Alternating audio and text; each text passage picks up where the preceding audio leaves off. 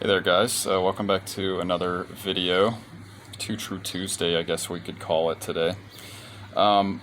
Today, why appeal to authority is the most disgusting fallacy, in my opinion.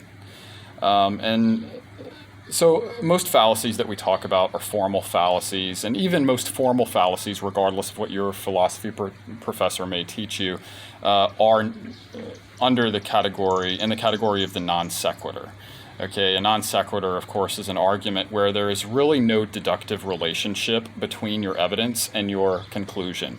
So you have a body of evidence, it could say anything, and then you jump to a conclusion that has no deductive relationship to the evidence, you know? So you're using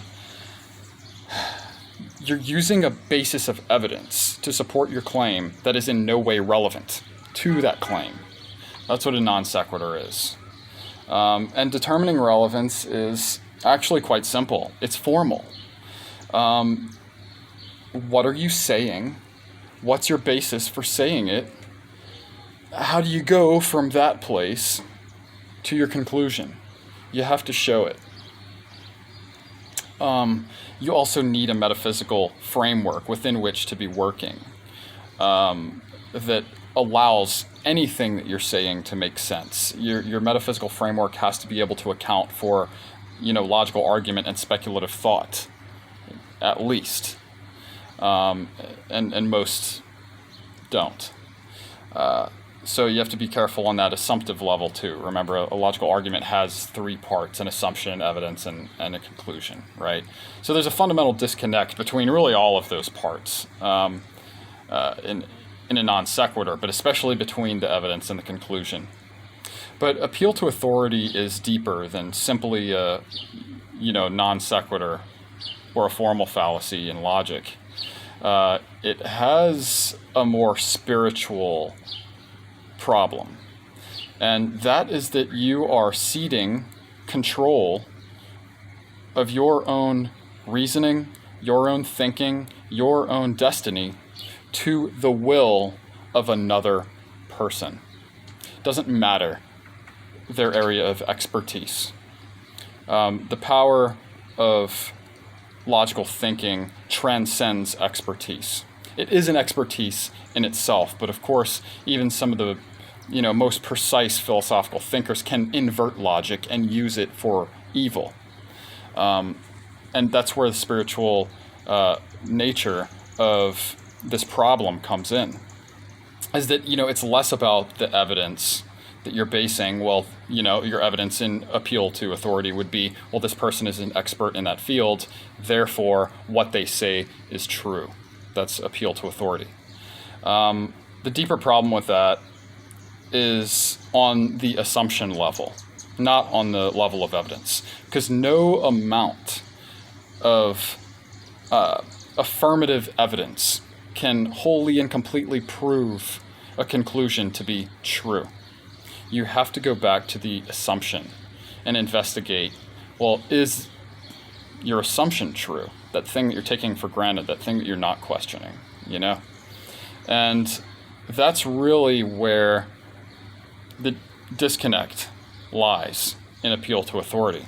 And when we're talking about assumptions, questioning assumptions, that is at least as much the work of spiritual investigation as it is philosophical and logical investigation, So, presupposing that the authority of another mortal fallen being has more value than your own is to, in a deep sense, disregard your own moral value completely, Especially when we even take this from a sort of a more shallow philosophical level. If we think about philosophy of mind and solipsism and the problem with other minds, that we don't really have direct access to another person's mind, to another person's mode of perception, seeing the world, understanding things, making judgments about it. that we can't know that, why is it that you would put your own reasoning in the hands of another? And it's funny because it's usually materialists, it's usually the people who cannot get past that level of thinking who end up appealing to authority. They are more outrightly solipsistic and eventually nihilistic in their attitude and in their view on life, because they think that the only thing that's real is matter, and that on that basis nothing really matters.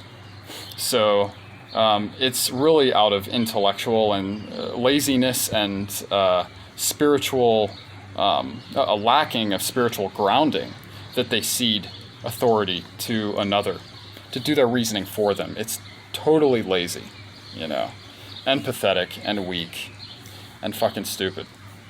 So, appeal to authority is just one of the most pathetic and disgusting fallacies that you can commit, It's one thing to, commit ad populum and go with the crowd. I mean, that's kind of part of human nature. There's actually a survival benefit in the short to medium term in going with whatever the majority is on board with, in the ad populum fallacy. In the long run, it's not for the best. But I don't blame people for not being able to follow their reasoning through and to think that far into the future, or for not reasoning at all and just going with the flow, because people are, to some degree products of their environment, and they're vulnerable to, their conditioning and, the thoughts and feelings of others. So, and people are that way in different degrees, right? So I don't blame everyone for falling victim to that. But appeal to authority, it is such a false sense of security, and it's weak, it's pathetic, and there's really no excuse for it. You really are selling your soul when you commit this fallacy. And it comes from a lacking of a solid spiritual basis on which to build your evidence, to allow really anything that you see, that you reason through, to make sense at all, So, again, I've said it before, but for me that basis can be nothing other than truth for truth's sake, goodness for goodness sakes. And those are really just, I guess, the logical and the moral representations of God, respectively. So, anyway, that's my little rant on why I think appeal to authority is the most disgusting and pathetic fallacy. Hope you enjoyed it. See you in the next one. Cheers.